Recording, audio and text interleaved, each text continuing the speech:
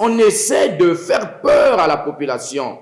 On essaie d'intimider la population pour voir si cette population-là est toujours dans la peur et dans la crainte. C'est ce que nous devons comprendre aujourd'hui. Il faut que la population arrive à comprendre que on ne peut pas obéir à toutes sortes de lois. Il y a des lois injustes, il y a des phrases qui ne méritent même pas qu'on accorde une attention. Moi, je pense que cette déclaration-là du ministre de l'Intérieur est un non-événement. Parce qu'il ne s'agit pas d'une loi, il s'agit d'une déclaration d'un ministre de la République. Moi, je veux commencer par déclarer une citation du philosophe Jean-Jacques Rousseau qui disait « Quand un peuple n'est plus capable de défendre ses libertés et ses droits, ce peuple est mûr pour l'esclavage. » Et je vais continuer en citant la Constitution du 25 octobre 2015 dans son article 22. « Tout citoyen congolais a le droit de circuler librement sur l'ensemble du territoire national. » C'est écrit noir sur blanc sur notre Constitution. Mais moi, je suis beaucoup plus surpris par la réaction de nos citoyens. J'ai comme l'impression que nous avons le peuple le plus, permettez-moi l'expression, mais le plus ignorant des lois du monde, dans le monde entier. Il y a même des gens qui se sont donné le malin plaisir de faire des challenges avec cette question des cartes nationales d'identité. Mais le peuple congolais aujourd'hui est un peuple incroyable. Comment une simple déclaration d'un ministre de la République peut susciter autant de peur et de terreur dans la vie, dans la tête des citoyens congolais? Mais franchement, nous sommes dans quel monde? Nous avons quel peuple aujourd'hui? Comment le peuple peut être ignorant de ces lois, ignorant des lois de la République, ignorant de la Constitution? L'article 50 de la Constitution dit que tout citoyen congolais doit se conformer à cette Constitution-là. Mais le ministre de l'administration du territoire et le ministre de l'Intérieur n'est pas au-dessus de la Constitution.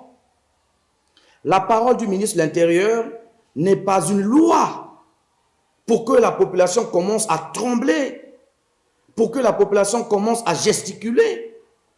Comment on peut espérer aller vers le changement avec un peuple, avec une mentalité aussi faible? Mais c'est révoltant de voir que la population congolaise aujourd'hui a peur. Une simple phrase commence à faire paniquer tout un peuple.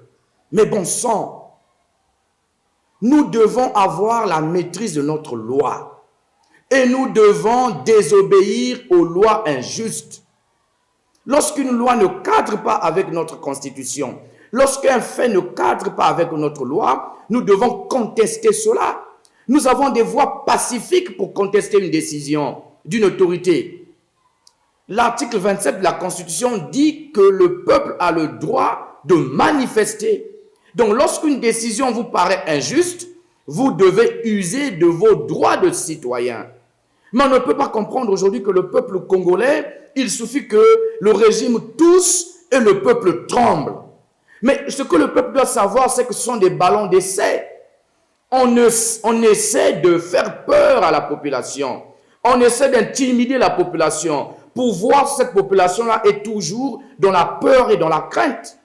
C'est ce que nous devons comprendre aujourd'hui. Il faut que la population arrive à comprendre que on ne peut pas obéir à toutes sortes de lois. Il y a des lois injustes, il y a des phrases qui ne méritent même pas qu'on accorde une attention. Moi, je pense que cette déclaration-là du ministre de l'Intérieur est un non-événement. Parce qu'il ne s'agit pas d'une loi, il s'agit d'une déclaration d'un ministre de la République. Mais le peuple congolais n'a rien à voir avec le ministre Mbolou. Le peuple congolais a choisi Denis Sassou Nguesso comme président de la République. C'est le président Denis Sassou Nguesso qui doit des comptes à la population congolaise. Donc, lorsqu'un ministre de la République sort des phrases hors contexte, le peuple doit tout simplement ignorer cela. Le peuple doit ignorer cela. Le peuple doit être au-dessus de la mêlée. Le peuple est souverain. Mais où est la souveraineté de notre peuple aujourd'hui? Pourquoi notre peuple se laisse manipuler par les hommes politiques? Pourquoi notre peuple se laisse ballonner par le régime? Il faut que le peuple soit ferme. Il faut que le peuple arrive à comprendre que il est souverain. C'est lui qui donne le pouvoir aux politiques et les politiques ne peuvent pas venir imposer des choses qui ne cadrent pas avec notre constitution. Et que je lance un appel solennel à la population congolaise à la retenue, à la maîtrise, à la connaissance de la loi, à ne pas obéir aux phrases, aux lois injustes, parce que nous sommes un peuple libre. Nous sommes un peuple qui aujourd'hui peut exprimer son mécontentement à travers des moyens pacifiques, à l'image des autres peuples, pour ne citer que le Sénégal et autres. C'est un ballon d'essai. C'est une façon de faire peur à la population. C'est une façon de brimer la population. C'est une façon de restreindre les libertés individuelles. C'est une façon d'instaurer un climat de peur.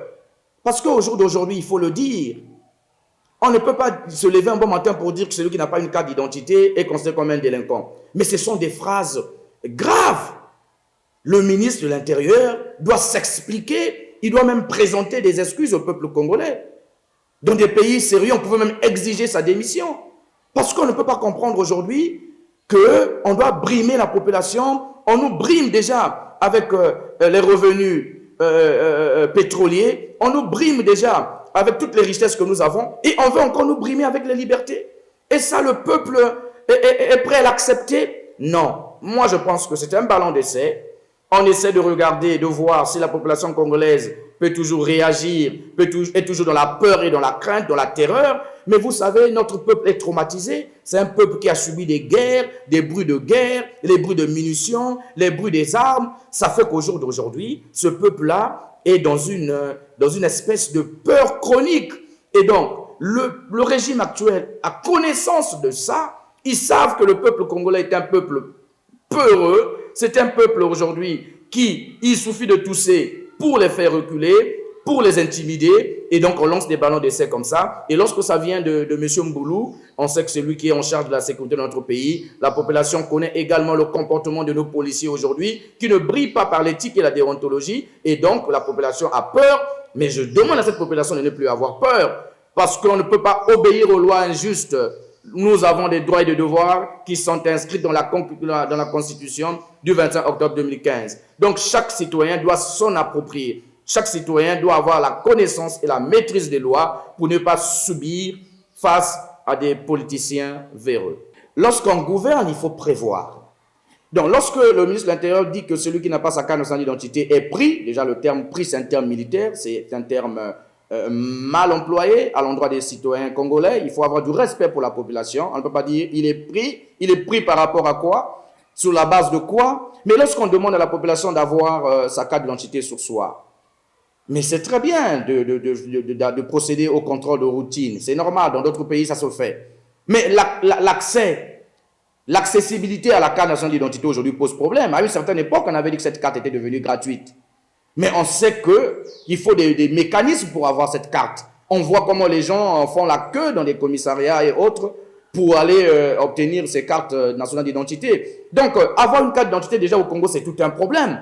Lorsque vous voulez mettre en place de telles mesures, il faut s'assurer qu'un maximum des Congolais, 90% de la population, voire 100% de la population, ont accès à la carte nationale d'identité. À ce niveau-là, vous pouvez mettre en place une loi. Chaque citoyen, avant de sortir, devrait se rassurer d'avoir sa carte. Mais déjà que les citoyens n'ont pas de carte nationale d'identité, comment est-ce que les gens qui n'ont pas de carte nationale d'identité pourront faire pour présenter une carte nationale d'identité lors d'un contrôle? Donc c'est une façon, il y a beaucoup de choses. Il y a de l'arnaque là-dessus. On veut arnaquer la population pour les pousser à aller se faire enrôler alors que ces cartes-là ne sont jamais disponibles. On veut instaurer un climat de peur et de terreur. Je pense que quand l'on gouverne, il faut prévoir. Avant de s'engager dans de telles démarches, il faut d'abord s'assurer, il faut connaître les statistiques, combien de Congolais en âge adulte ont les cartes nationales d'identité avant de se lancer dans une aventure aujourd'hui qui apparaît comme un non-événement. Parce qu'on ne peut pas demander à un aveugle de regarder, dès lors qu'on sait qu'un aveugle est incapable de voir. Donc au jour d'aujourd'hui, on a comme l'impression qu'on veut faire des ballons d'essai, on veut essayer